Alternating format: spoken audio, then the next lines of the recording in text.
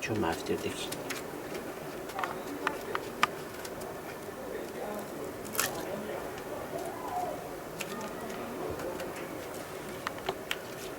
Koç eve geldik dedi.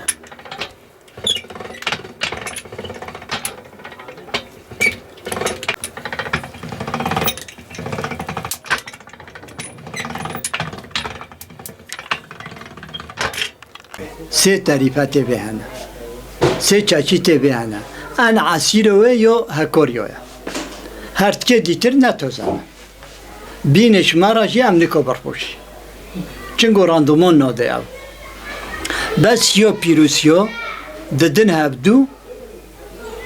ناپا خیرات دن هفدو وقتی باره دشکتن پایزارا دهنگو دده هفدو پچکه و مینه ناپاخده هنگی مینه ناپاخده خواهد گینن هفدو وقت دبیشه تادی ولی آخه هنگو پچک دوبت که به همی خواهد گینن هفدو همشه عینی نفسه بیه نیروبان سر وقت قیبار که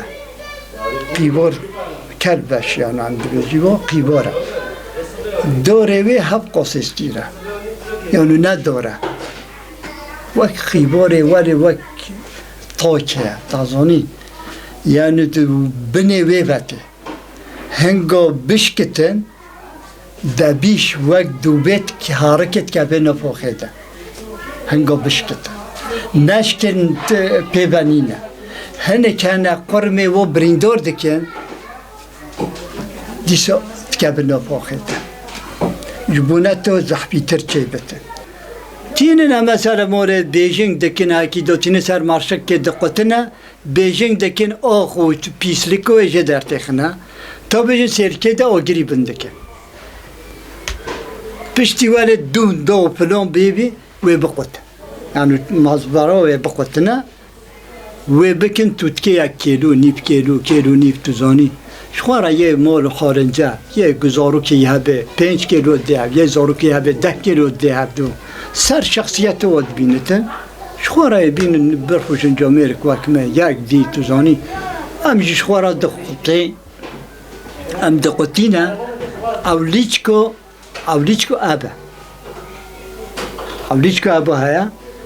پارش هم دقیقی دبه آب همجی داتینی سر جاپونی جامعه محتاج ببتن ام تدینه شکاندن را باشه ایشه را باشه و بای را باشه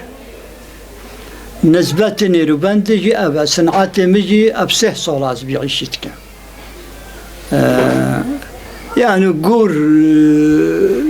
تشتی مرونایی اب عیشک والیه نه عیشک پردیه یعنی